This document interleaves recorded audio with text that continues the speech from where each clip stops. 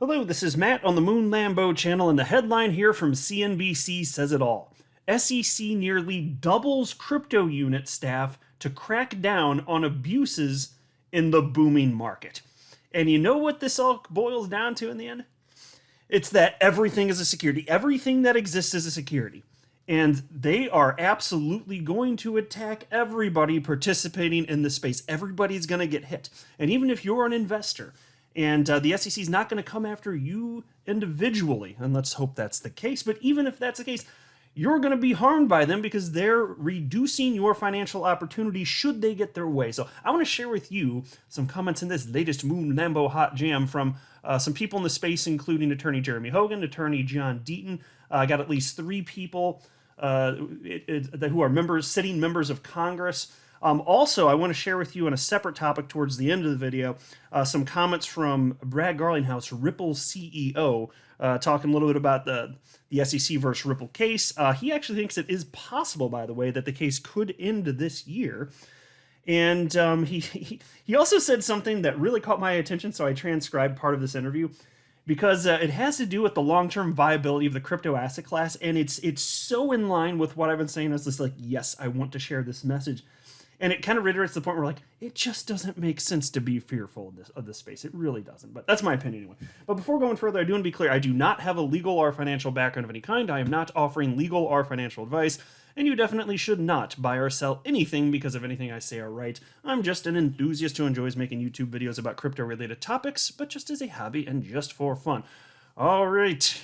Into the lair of the beast we go. The Securities and Exchange Commission announced Tuesday that it will almost double its staff responsible for protecting investors in cryptocurrency markets. It's laughable. Protecting. Who feels protected out there? Oh, Gary Gensler. The regulator's crypto assets and cyber team, a unit of the SEC's broader enforcement division, will increase its headcount by 20 for a total of 50 dedicated positions. Wall Street's top law enforcer said that the 20 additions will include investigative staff attorneys, trial lawyers, and fraud analysts. Both SEC Chair Gary Gensler and Enforcement Director Gerber Gruhl applauded the hires as overdue and key to regulating one of Wall Street's newest and most popular industries. See, that couldn't come soon enough. Suing everyone into oblivion and ruining the most promising new field on the entire planet right now in terms of technology and financial freedom, just couldn't come soon enough, suing it all into oblivion. Oh, thanks for nothing, you asshats. Really grinds my gears, folks. The SEC's crypto unit, quote, has successfully brought dozens of cases against those seeking to take advantage of investors in crypto markets, end quote, Gensler said in a statement. And here's another quote from him. By nearly doubling the size of this key unit, the SEC will be better equipped to police wrongdoing in the crypto markets while continuing to identify disclosure and controls issues with respect to cybersecurity, end quote. And so I have trouble believing that he believes a lot of what he's saying, because he was speaking a lot differently back in 2018. But now everything's a damn security. In fact, here's the actual press release from earlier today. I don't want to read through it. It's on your screen right now. But I did want to point out that their focus, it's on 6 categories. I'll name the categories for you. Check this out. You tell me if you think this makes sense. Here's what they're really going to be gunning for. Number 1, crypto asset offerings. Number 2, crypto asset exchanges. Oh, how about that? Do you think exchanges might get sued into oblivion? I think it's coming, just a matter of time. Number 3, crypto asset lending and staking products. 4, decentralized finance platforms. 5, non-fungible tokens. That's right, your JPEG is a freaking security. And number 6, stablecoins. And I'll tell you what, all of this is ridiculous, but number 6 might be the most absurd, because think about this. What does it take to be a security? Well, you have to pass the Howey test. There's 4 prongs to the Howey test. One of the prongs is that there has to be an expectation of profit. So investment of money, and then a separate prong with the expectation of profit. Who is buying a stable coin and thinks it's going to be worth more in the future? You have to be a special kind of stupid to think that a stable coin like Tether, it's always worth $1. If you invest with the expectation it will at some point in the future be worth more than $1, you a damn fool. So how does Gary Gensler actually believe that that's a security? No, he's just trying to see what he can get away with. That's it. What a monster, right? Grinds my gears. Now, luckily, we did have Hester Peirce swoop in to kind of save the day, because not all heroes wear capes.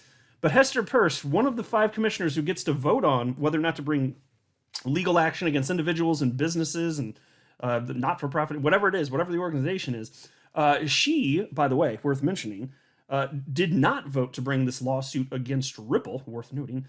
And here you can see on your screen the official SEC Twitter account was sharing this news, which they're very gleeful about. Hester Peirce not too happy with it. She responded to the official SEC account and wrote, "The SEC is a regulatory agency with an enforcement division, not an enforcement agency. Why are we leading with enforcement in crypto?" That's a brilliant question. I'm a fan of Hester Peirce. Why are they leading by enforcement?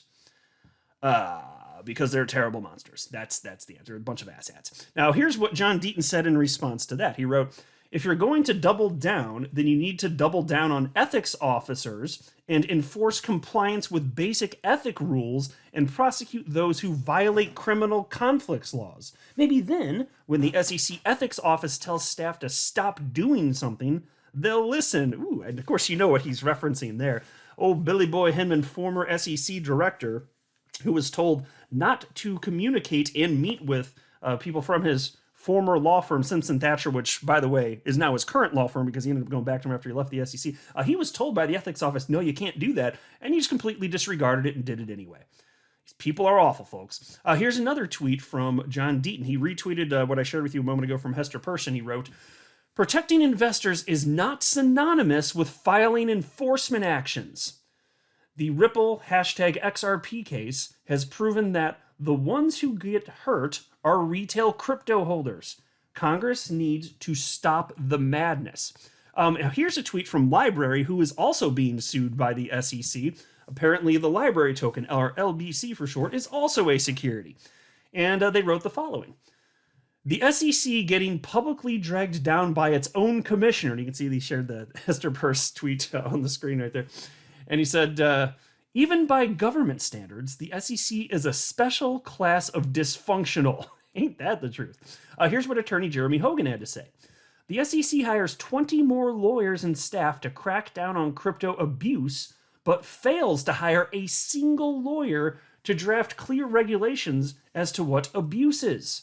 The new lawyer training process must be very difficult. SEC nearly doubles crypto unit." Isn't that a beautiful point? So they're hiring all these people to focus on crypto. Where's one human, even working part-time, to provide clarity for the damn space? Nowhere in sight. Here's another tweet from attorney Jeremy Hogan. "I receive emails weekly from people who were scammed, etc., and many are horrific stories. Why isn't prosecuting fraud against retail first, second, and third on the SEC crypto agenda? What emails I've never received? Help, I was sold an unregistered security. Not one." Exactly, which is why I was saying at the beginning of the video, who out there feels like they're being protected by Gensler and the asshat army over at the SEC? Who's feeling protected by them? Bunch of pricks? Because look, there are bad actors in the space. Go after them. We'll applaud you if you do that. All the actual scammers, the outright fraud, prosecute them. We're down with that. We're down to get down, okay? I'll praise you if you do that. But that's not the focus. Do you notice in that list I showed you with the 6 bullet points? Nothing to do with any sort of fraud or prosecution against scammers. That is not what this is for. It's to attack the actual functional thriving space. Not going to be thriving for long if Gary Gensler gets his way. Then I came across this thread from, thanks to attorney John Deaton, he shared it. There's a guy who's in policy stuff with really just basically the crypto and fintech space. I wasn't familiar with him, not that matters, but his name is Alexander Grieve, if I'm saying the last name correctly here. And I'm not going to read the whole thread, but I do want to share with you one of the tweets in this thread, which can stand alone. Check this out. He wrote the following. "Tone of this release," so he's talking about the SEC press release from today. "Tone of this release is wild to me. Seemingly not focused on policing fraudulent practices, it's focused on protecting investors," in quotes, "from everything that the SEC views as currently unregistered securities or securities platforms, also known as everything in crypto." No nuance here. I know, that's what I'm saying. It's completely absurd. And then there was this tweet from attorney John Deaton. He wrote, "Remember my prediction of an exchange being sued by the end of the summer?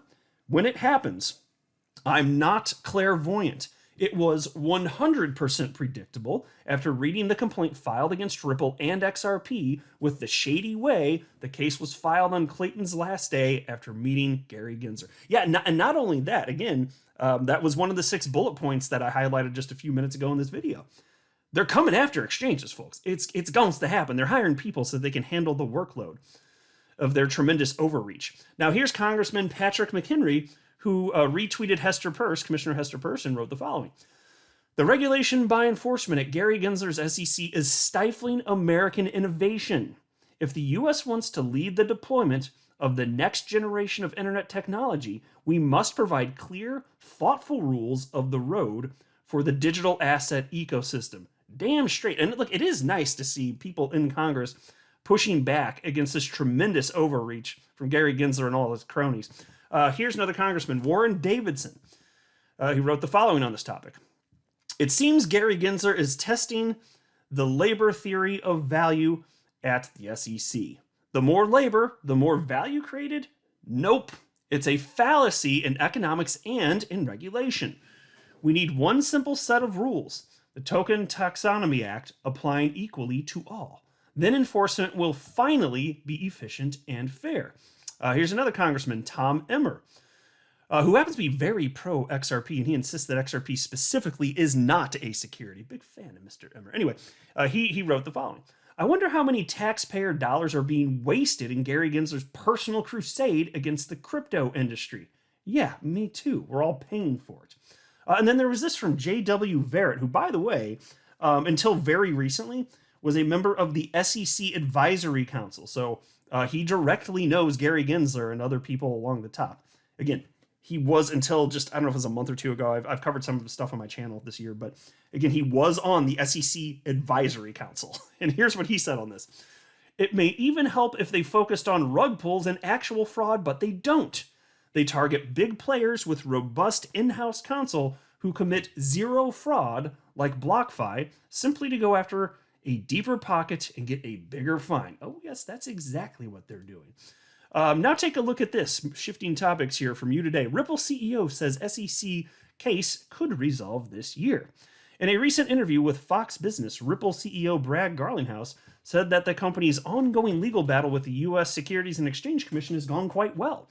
The case, which is expected to set the agenda for the entire cryptocurrency industry going forward, is now getting close to summary judgment filings.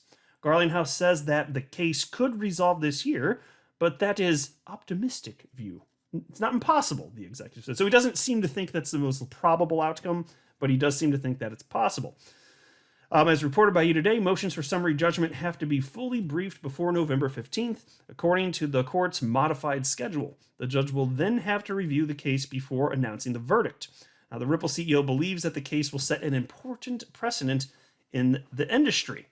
Garlinghouse took a jab at SEC Chair Gary Gensler in the interview, claiming that a lot of his talking points do not make sense. And that's a quote, do not make sense.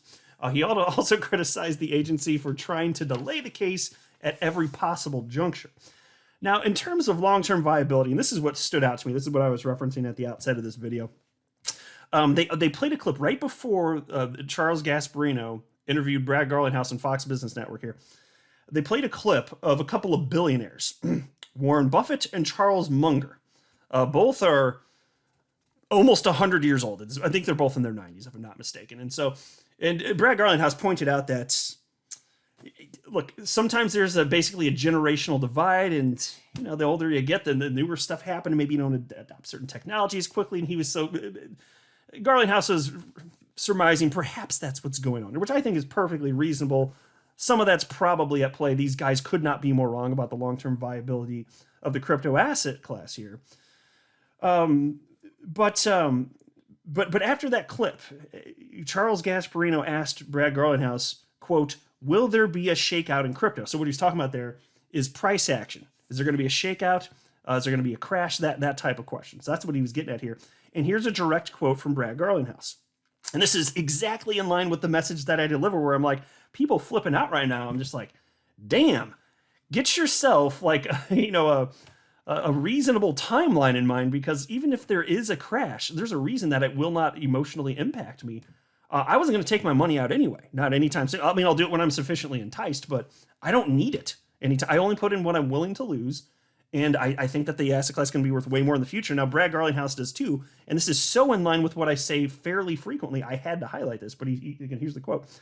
The overall market today that Munger and Buffett think isn't worth anything. And by the way, let me just pause to say, they did state that. In fact, Mr. Buffett said, if you said that I could have all of the Bitcoin on the planet for $25, I wouldn't buy it. All of the Bitcoin on the planet, he wouldn't buy it, not even for $25. So anyway, the quote here from Brad. The overall market today that Munger and Buffett think isn't worth anything is worth $2 trillion. And I think the likelihood that 5-10 years from now it's worth a lot more than that is extremely high. But I think that the whole industry will have some that fail because some of them I can't figure out what the utility is. What's the use case? And then Charles responded, Doggy Coin. And then Brad didn't say anything, but he just nodded and said he's talking about Dogecoin there. Nothing against anybody that's holding Dogecoin. I happen to not hold it. I'm not against it though. But I am one of the people out there. I'm just like, come on, utility matters and we'll win the day. So eventually either it's going to do something or I'm guessing it's not going to go well. But that's not even really what I wanted to focus on. It's more so this idea. He's talking 5-10 years out, a sufficiently long time horizon. Right. So is the market cap for the asset class going to be higher in 10 years than it is today? The same or less? To me, it seems like a virtual certainty it's going to be way, way, way higher. And so that's why I'm saying, even if we had a tremendous crash, like say tomorrow, you look at your portfolio, it's down 80%. I'm just sitting here like, okay. Like if it were me, I'm just sitting there like, okay, whatever. I'm just going to sit here and hold it. Maybe I'll just buy more because it's cheaper now and people are stupid and they panic sell. I'll buy your fear. Yeah, whatever. I mean, if you entice, I'm not currently buying crypto. I'm stocked. Okay. But if you sufficiently entice me, I'm just saying, okay, it's like twist my arm. All right. If it goes low enough. So it's such a cool message. Like the opportunity here is very real and some people just don't get it and their emotions get the best of them. So you do whatever you want, but I'll tell you what I'm going to do is just hold until I'm sufficiently enticed to sell. I'm not a financial advisor. You should not buy or sell anything because of anything that I say are right. That would be a very, very, very bad idea. Until next time, to the moon, Lambo.